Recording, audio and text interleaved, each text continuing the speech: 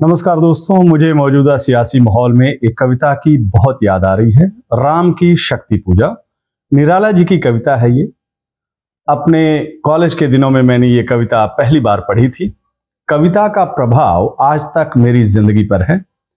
जब कभी मैं देखता हूं कि न्याय पर अन्याय भारी पड़ रहा है, असत्य के आगे सत्य कमजोर पड़ रहा है, जैसा कि आज के सियासी माहौल, सियासी दौर में दिख रहा है, तो मुझे बरबस इस कविता की याद आ जाती है। ये जो कविता है वो राम रावण युद्ध की पौराणिक पृष्ठभूमि पर आधारित है, लेकिन माहौल का मानवीकरण किया गया है। कविता में भगवान श्री राम एक आम आदमी हैं, एक आम मनुष्य हैं, एक ऐसे आमजन जो अन्याय को देखकर खुद को असहाय महसूस करने लगते हैं। उनकी सबसे बड़ी समस्या क्या है, इस कविता में उसको लिखा गया है। अन्याय जिधर है उधर शक्ति, कहते छल छल हो गए नयन, कुछ बूंद पुनः ढलके दृग्जल। प्रभु कमजोर नहीं है, उनके आंसू उनकी कमजोरी का निशान नहीं है। सिचुएशन ही कुछ ऐसी क्रिटिकल हो गई है कि उनकी आंख भर आती है। दरअसल अन्यायी रावण कल बल छल की नीति पर चल रहा है। वो शक्ति की देवी को अपने पाले में लाने में कामयाब हो जाता है। नतीजा ये होता है कि देवी के कृपा से रावण राम जी के वार से बच जाता है। प्रभु राम अपने साथियों से कहते हैं, और क्या कहते हैं, इस कविता में लिखा गया है, मित्रवर विजय होगी न समर, यह नहीं रहा नरवानर का, राक्षण से रण उतरी महाशक्ति, रावण से पा आमंत्रण। मौजूदा राजनीतिक माहौल को सामने रखकर आप इस सिचुएशन को महसूस कीजिए। जिस राजनीति से शुचिता और साफगोई साफ गायब हो, वहां सत्य और सादगी की राजनीति की मुश्किल को समझिए।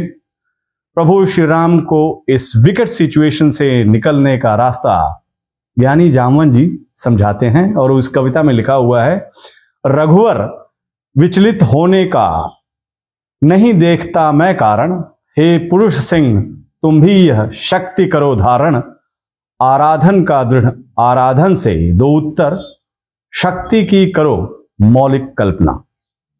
ये जामवन जी ने इसमें निराला की इस कविता में उन्होंने दृश्य दिखाया है। निराला के प्रभु श्री राम गुरु जामवंत की सलाह पर शक्ति की मौलिक साधना में जुट जाते हैं, लेकिन सत्य की राह कब आसान रही है।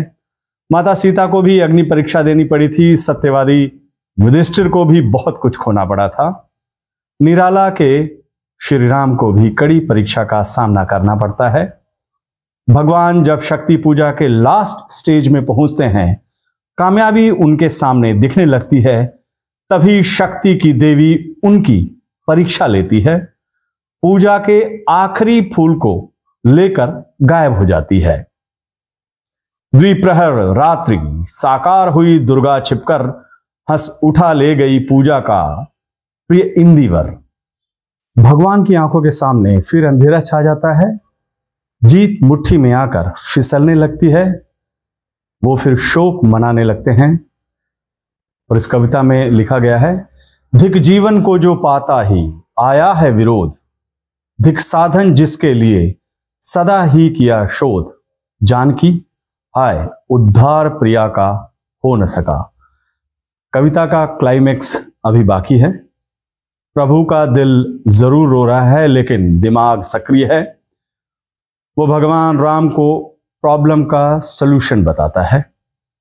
कहती थी माता मुझको सदा राजीव नयन, दो नील कमल हैं शेष अभी, यह पुरुष चरण पूरा करता हूं देकर मात एक नयन। शक्ति सिद्धि के लिए फूल के बदले आंख का चढ़ावा। ब्रह्मांड में हाहाकार मच गया, लेकिन प्रभु अपने फैसले पर अडिग। फूल गायब हो गया तो कोई बात नहीं, देवी को अपनी आंख का चढ़ावा देकर शक्ति सिद्धि करूंगा। इस कविता में लिखा है आगे, ले लिया हस्त लक लक करता वह महाफलक, ले अस्त्र वाम पर दक्षिण कर दक्षिण लोचन। शक्ति और भक्ति की चरम पराकाष्ठा। प्रभु के पराक्रम, शौर्य और संकल्प के आगे हर बाधा विघ्न का नाश।